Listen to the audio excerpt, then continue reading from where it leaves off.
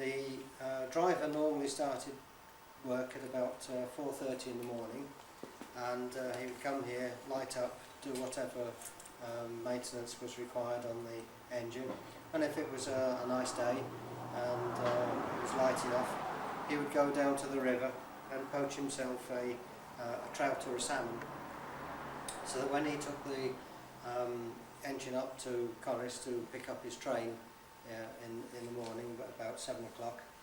more often than not his wife or one of his children would be there to greet him, and he would pass over the fish so that he would have his supper for that night. The far end of the shed was the domain of the railway's carpenter, who housed himself within a barricade of old corrugated iron and doors,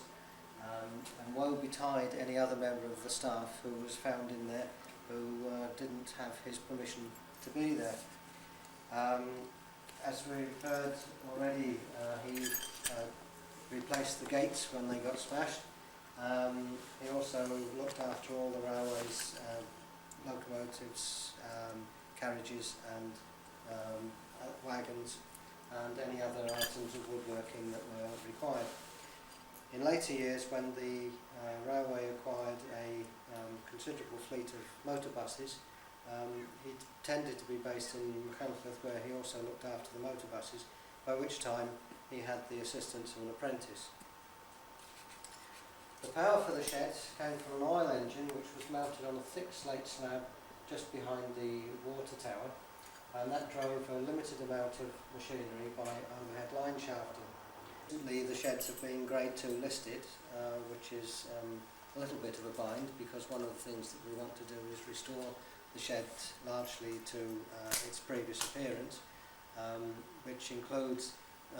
going back to the original style of windows, such as that one in the corner there, but the Grade 2 listing has listed the windows that have been put in by the Forestry Commission